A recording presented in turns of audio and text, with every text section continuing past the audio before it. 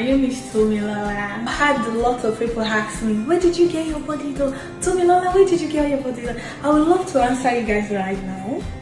So earlier this year, I was feeling insecure about my body because of genetics. One hips was bigger than the other one. That's why I made my own research, and guess what? That's why I stumbled on hospital. Hospital helped me get my confidence back. They made the surgery process so easy and so that the staffs. So I'm going to tag them on this video, so you reach out to them. Trust me, you're going to love it. You will love it. Welcome to Mysteries Niger. I'm your host, Esther. Imagine you're walking through an art gallery filled with mirrors. All sides of the walls, dividers, every surface of that gallery has mirrors everywhere.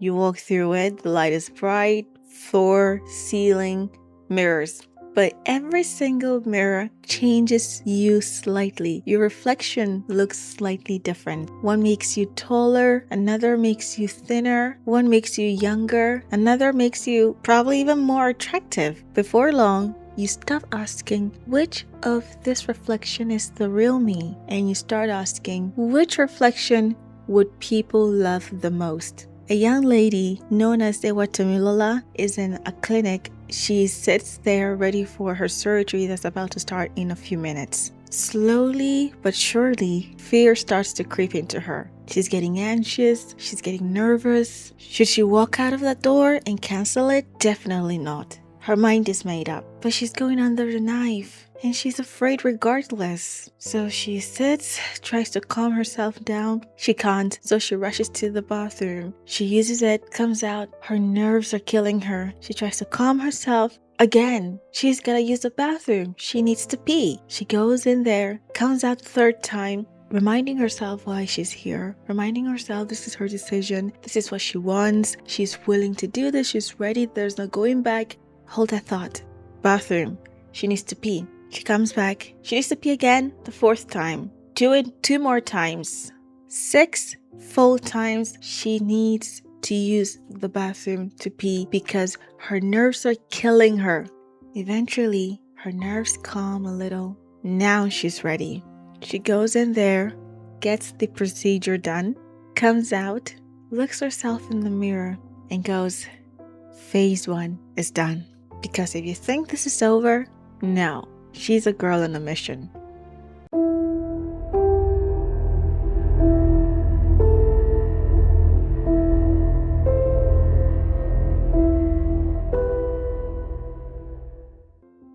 Today's story is about a young woman who became known across the internet for pursuing an extraordinary physical transformation. A woman who generated fascination, admiration, criticism, concern, and endless debate. Today's case is a highly controversial one. Some people call her brave, some call her reckless, some call her a victim of beauty standards, and others just say she's simply exercising her freedom and liberty to life. But beneath all the headlines is a question: how far should someone go to become the person they want to see in the mirror? Before we get into today's case, first disclaimer. This is not a true crime case. This episode discusses publicly reported information regarding cosmetic surgery, social media fame, body image, and internet controversy. The information presented is based on publicly available interviews, social media content, media reports, statements attributed to individuals involved, and netizen opinion. This episode is intended for informational, educational, and storytelling purposes only. It's not intended to shame, ridicule, diagnose, or judge any individual for personal medical decisions, lifestyle choices, or beliefs. Listeners are encouraged to approach the subject with empathy, critical thinking, and respect for differing viewpoints. With that being said, let's get into it. Abdullahi Rukayat, popularly known online as Ewatomilola, is a Nigerian model and social media personality who gained widespread attention in late 2025 after appearing in a viral interview discussing her extremely small waist and what she described as rib reconstruction surgery. Before she became the subject of national debate, Ewatomilola was largely unknown outside of her personal circle. She is 24 currently, but at the time she made headlines, she was 23, and she was the center of one of the internet's most heated conversation about beauty, cosmetic surgery, body image, and the length people are willing to go in pursuit for physical ideals. There's this street interviewer, content creator known as Egungun. He is a content creator who goes on the street, interviews mostly women about their bodies. I'm trying to choose my words very carefully because this is a very sensitive topic. It's a conversation that I don't even think I'm qualified to involve myself or have an opinion, but here I am talking about it. He goes on the street. Probably it's already arranged with the people he interviews. They're going to meet, but it's a street style setting. He would ask them questions about their bodies. They're mostly women who have modified one or two features about themselves to fit their ideal image of themselves. And he would ask them about the procedures and possibly how much it cost them, and if they're happy with what they look like currently, and if they regret their decision. Most of them, if not all of them, are always very happy with the way they look after their surgeries to enhance their bodily features. He uploads the video, same as every other time. There in the video is a young 23-year-old woman, and she looked very snatched. She was wearing thin clothing besides jean pants, and you can tell whatever you're seeing is exactly what her body is. Super thin waist. And the guy asks her, what's her name? She tells him her name. How old are you? She tells her age. He asks her about her body. It looks so beautiful. Yeah, and she tells him she just got a rib reconstruction surgery done. People were concerned. They were worried. What is this? What is this? How tiny is her waist? It looks almost invisible. Where is her waist? Does she eat? Where does her... Some were enthralled, some were appalled, some were outright shocked. Just like that, she got everyone's attention. Most people were quick to blame the Nigerian celebrities and their beauty culture, that most of the Nigerian actresses are opting for body modification to look snatched, that once they get money, once they get fame, they get attention, they'll travel Turkey, they'll travel to Italy, they'll travel wherever the ideal destination to get your body modified. They'll go there and they come back looking all different. Some of them, maybe they don't want to go that far. They patronize plastic surgery, cosmetic clinics in the country. A few months later, they look enhanced. People were quick to blame them. You're corrupting the young girls of this generation. You're corrupting the young minds because you're making them think this is what they ought to look like. You're making them feel like this is the only way to feel and look pretty. One time, I was on X, previously Twitter. I came across this post. A supposed Nigerian celebrity female posted about her birthday, and she had this whole photo studio photo. You can tell a lot of work, effort, and planning had gone into it, organizing, and professional service providers were involved. Perfect figure 8 shape, body T, perfect hourglass, giving it sexy. And the very first comment I saw on that post, there were lots of other comments. The very first one I saw when I clicked on the comment was, how come you'll only look this hot on your birthdays? Apparently, she is not that heavily endowed, and her body is proportionate. It looks great, amazing, beautiful the way it is. But when it comes to special occasions like birthday events, award events, gatherings, or huge events where other people have to show up and you all have to look your best, I came to realize most of them, they pad their dresses. You know how you could pad the hips, the buttocks? They pad it, sculpt it in a way that you would never be able to tell that dress has been padded. And it's also tied to the current obsession with beads that most Nigerians are going through right now. It's sort of a frenzy that every single outfit needs to be studded with beads. Every surface area of the dress is fully studded with beads because the bust of the dress is padded to make it top heavy.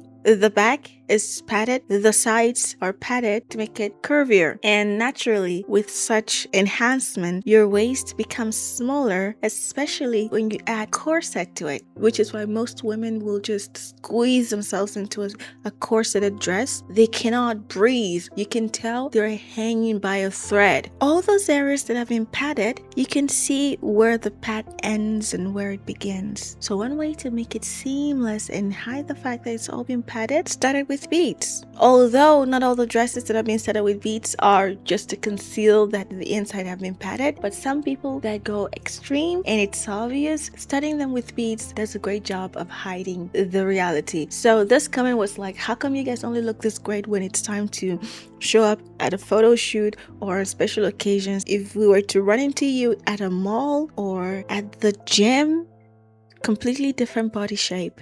While some take it a step further, I want to be authentic. I don't stud, I don't pat, I don't fill any part of my body. I get it modified. So when I say this is my body, best believe this is my body. And they modify it themselves, which is totally fine. If studding your dress, filling it up, padding it helps with your self-confidence, do you. Do what works for you. First, if modifying it physically to make sure you don't feel like you're lying to anyone, you do you. At the end of the day, we only have one life. Do what works for you. As long as that's not hurting anyone. That's my personal belief.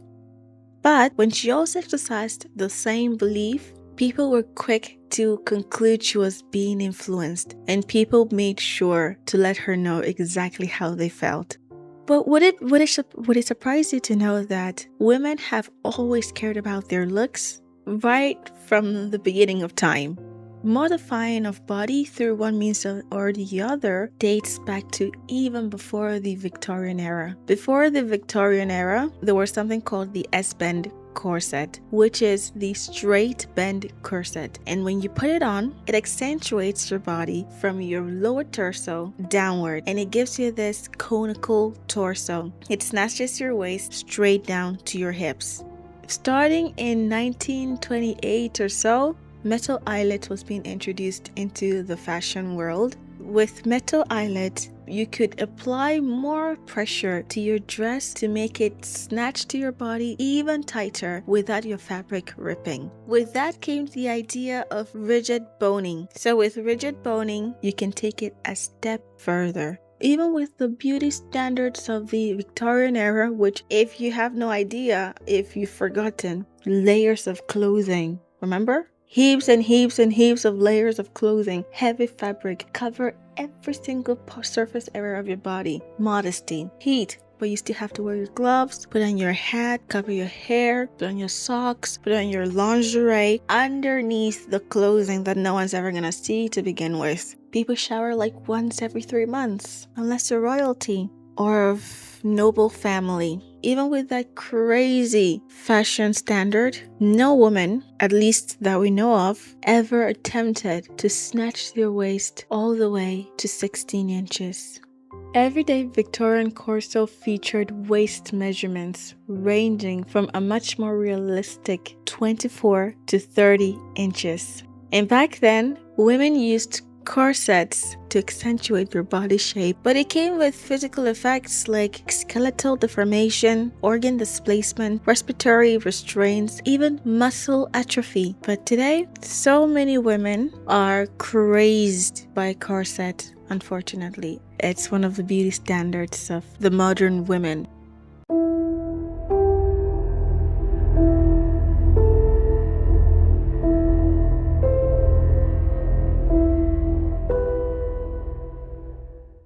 Back to Ewatomilola.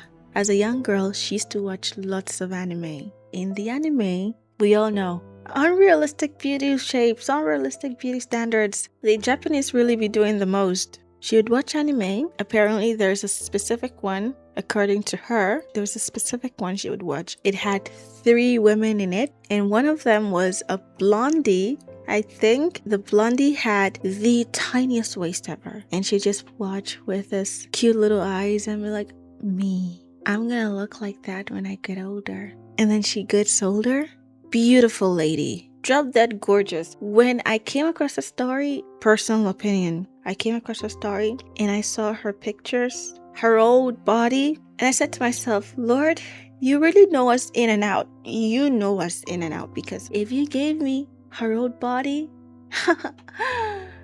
I would be doing the most. Just saying. I would be doing the most. Everyone would have to call me Athena. If I had that, God knows us in and out. So he keeps us very humble. He keeps us humble because he humbled me. She gets older, beautiful lady. She looks at her body and says, I'm gorgeous. Drop dead gorgeous. I know it. But this waist, it doesn't look like the Blondie. I want to look like Blondie.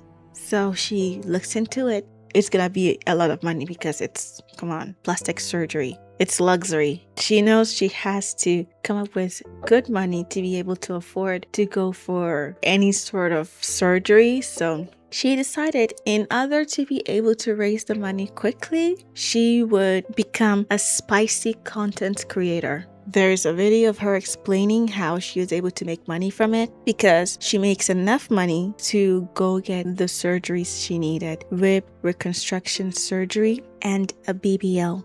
According to one of the videos, she has a whole system set up where you could either subscribe and see limited content or unlock some of the other premium content to see more of the spicy contents. And she said she was making money from it because of her body. She's really beautiful. But after her surgery, she said her earning ability multiplied immensely. She makes enough money from uploading the spicy contents. She reaches out to a clinic. She goes to meet them, tells them, this is my goal. I want to have the tiniest waist in Africa. I want to be the woman, emphasis on woman, with the tiniest waist in Africa. And the doctors told her, you're at the right place. Most of the netizens would say, oh, she went under the knife and they broke her bones just to make her body conform. She clarified, nobody broke my bones. Nobody broke my bones. I was sculpted. The doctors took 20 pieces of ribs from my body and then sculpted the rest. What I understand by that is took out 20, shaved the rest to sculpt them, because how else do you sculpt? I sold it for $600 each. And I removed like 20. I have 4 left. So that's it. And the remaining 4 is 2 that is standing, 2 is bent. So that is it on that.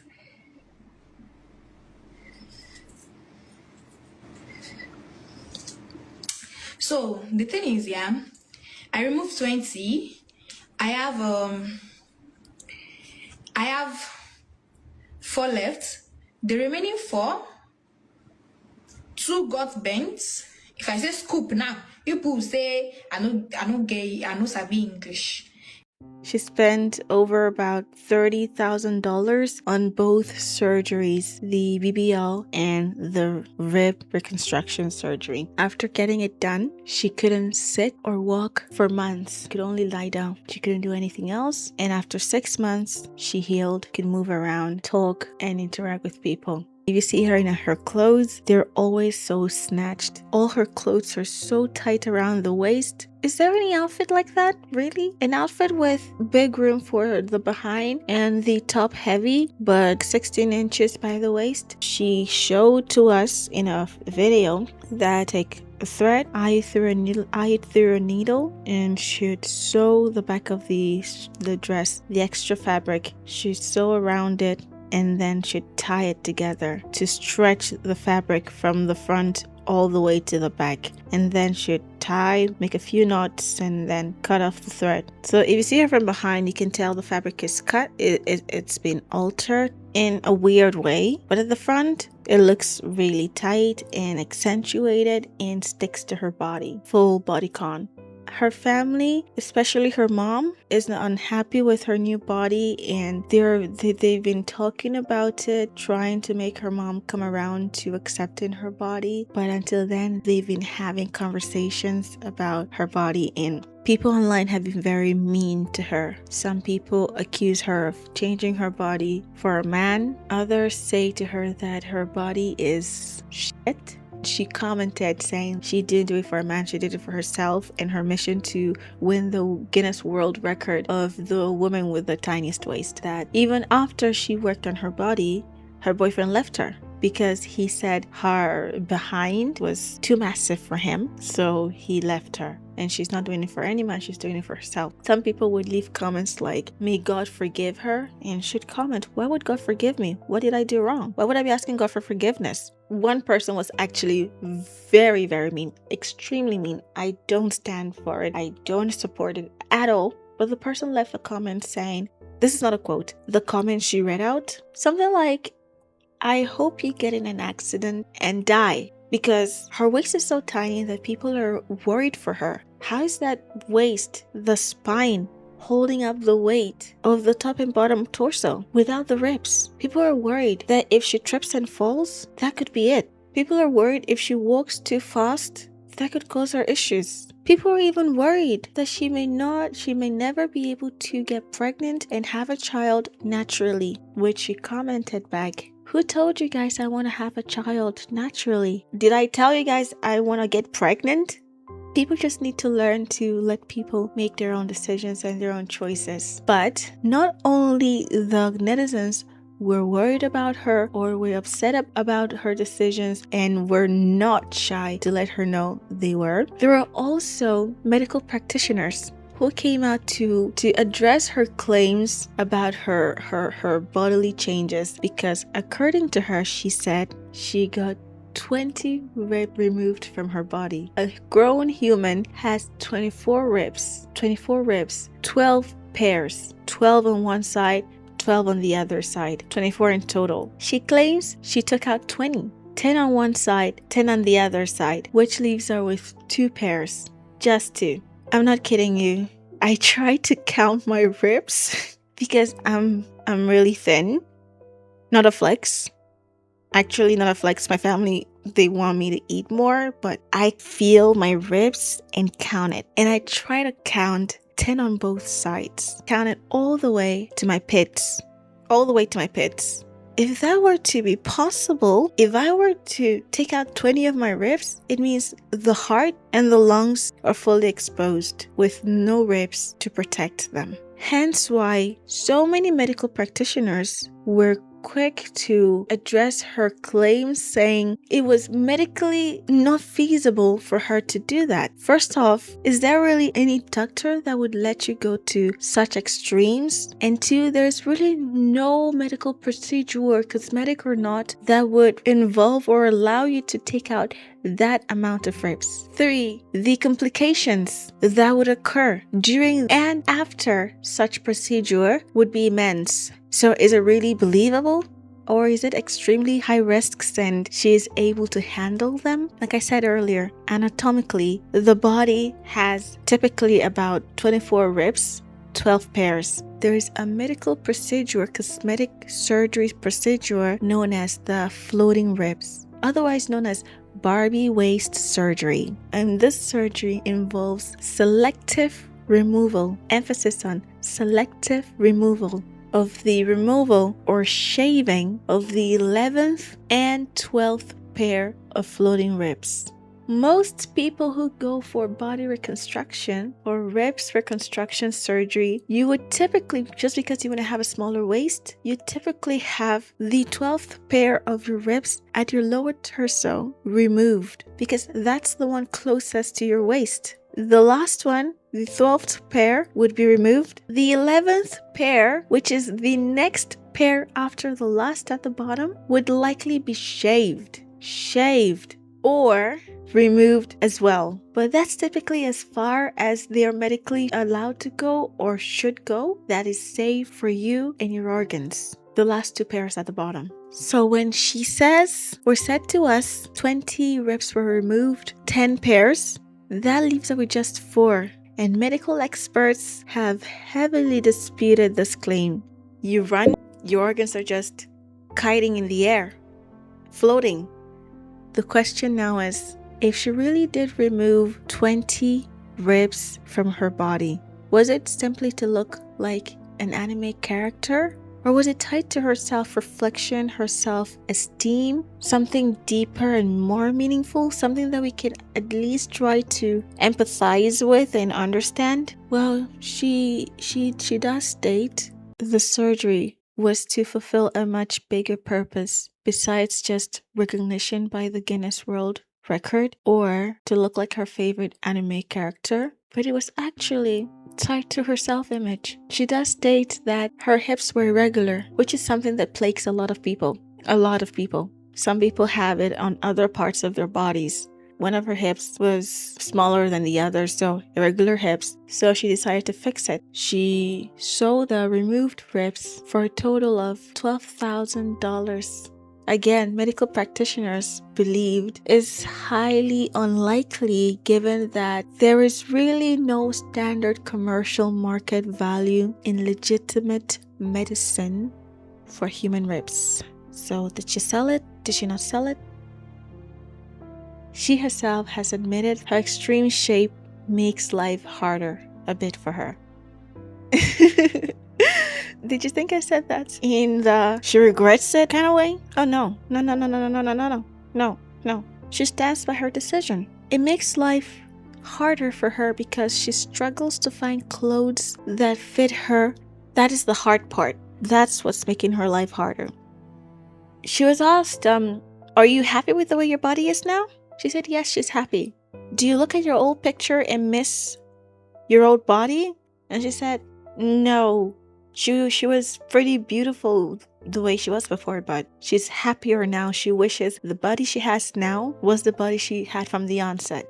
Would you aspire to make it even smaller? And that was when she told us, yes. In fact, she does intend to make it smaller. A friend of hers shows up. She is being asked about her friend's decision. How does she feel when people insult her friend and leave hurtful comments? She tells the friend, oh, when people leave you hateful comments on your videos, I visit their pages and I give it to them hot, give them a piece of my mind. No one has the authority to speak to my friend like that. Ewatomilola asks her friend, Rita, would you like to modify your body? Would you like to get rid of some of your ribs? And you can physically see, the pressure of the question on her friend.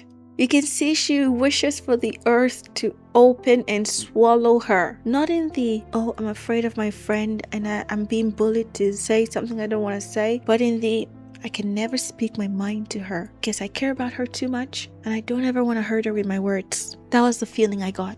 But you could see on her, she wishes the earth would open and swallow her. And she goes, yeah, I would definitely do it if I had the means. Of course I'd do it. And then Ewatomilola she's quite intuitive and sharp because she catches on. And she was like, you're just saying it, you're lying. Your face said the opposite. You just said you'd like to do it. Your face says the opposite. And the friend was like, no. Of course I'd do it. I'd do it if I had the means. She asks the friend, what type of surgery would you like to do? The friend said, tummy tuck. She asked the friend, did I inspire you to want to get tummy tuck? And the friend responded, yes, you did. Clock it. And it was kind of like this cute friendship moment that honestly was heartfelt, that even if she would like to say her true mind, she feels like it's still not the right time yet, and she would do anything to protect her friend. Ewatomilola, I'm sure she knows that too, because she seems very intuitive. She noticed her friend's discomfort to the question, but I'm sure she's feeling, I did this for me. I feel more confident. I feel happier. I'm happy with my decision. If my friend ever needs a confidence boost like this, I'd like her to know that I'm 100% behind her. So if you have any other differing opinion about that, I'll just say, shush. Because the very same people throwing stones at her according to her. Pretenders, snakes, because she's gonna upload a video or a picture and they'll all leave nasty comments, making her feel bad, terrible for her decision. But then they'll come to her DM and leave her messages like, what clinic did you get your surgery done? I'd like to get mine done there too. Genuinely begging her for the information. The men in her DM, the women, even after they find out the clinic, go do it with your money if you want to do it. No. Some of them would ask her for an IOU. Pay for my surgery.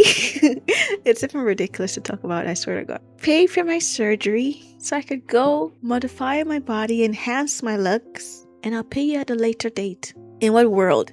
So she says she would ask them, how do you intend to pay me back?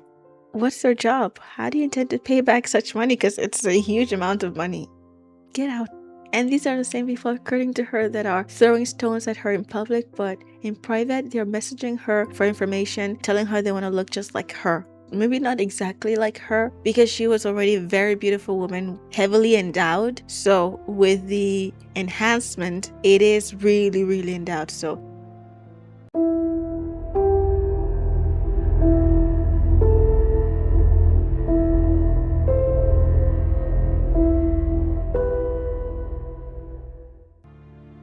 there's one thing I want to mention about this case. Don't take everything I say as the gospel. Do your own research. I heard about this case when it was making rounds, and I saw the video with a gungung, and I was like, moving on.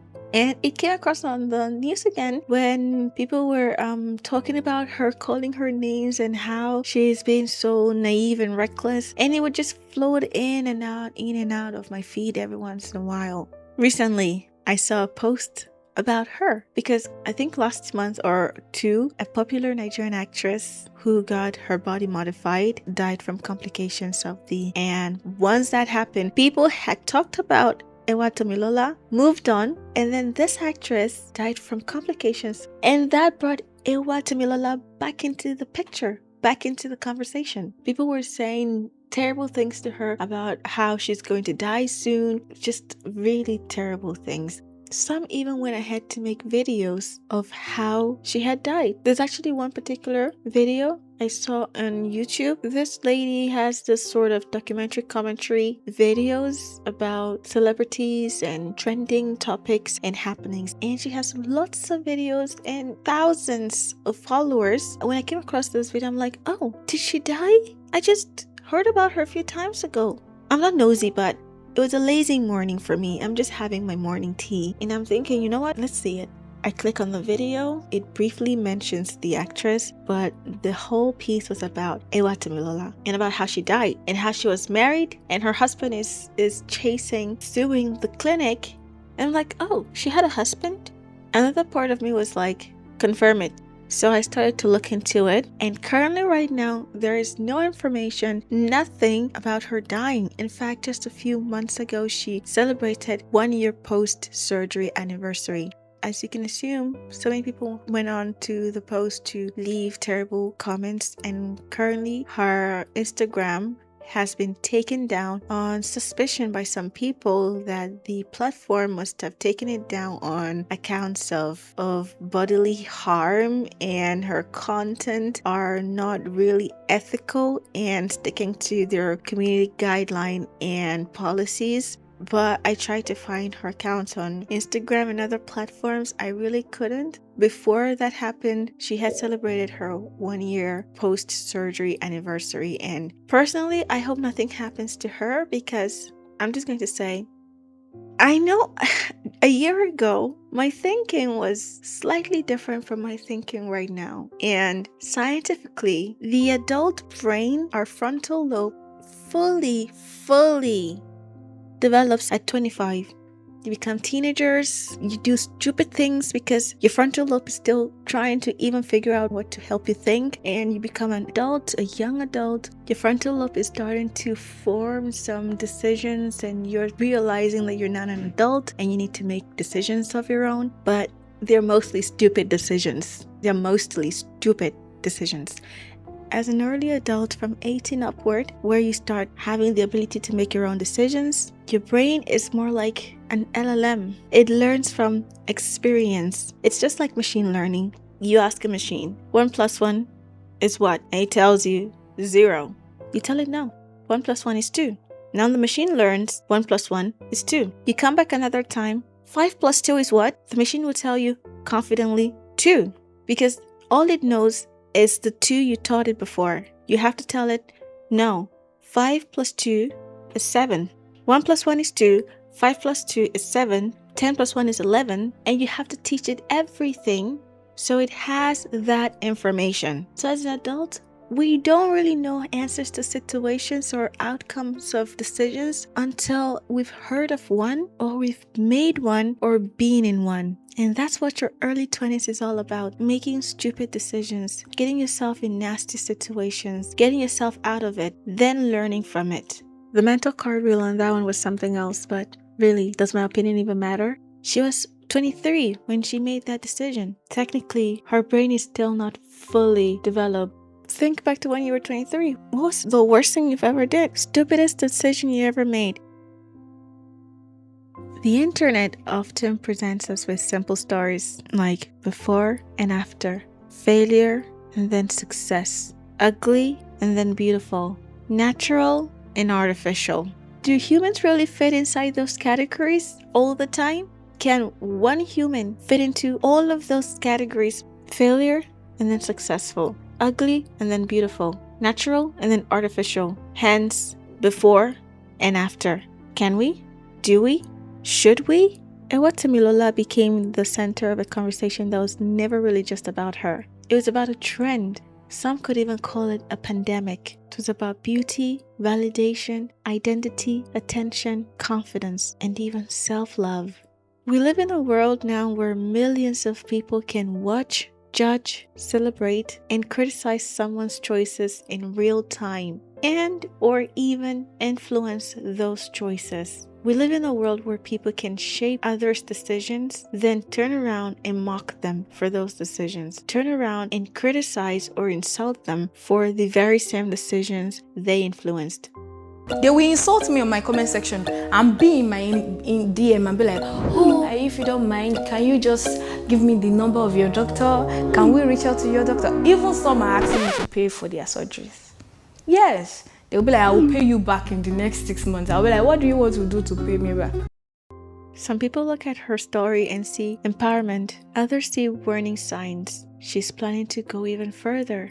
She's planning to aim for a Guinness World Record. Somebody help her. Somebody stop her. Somebody please talk to her.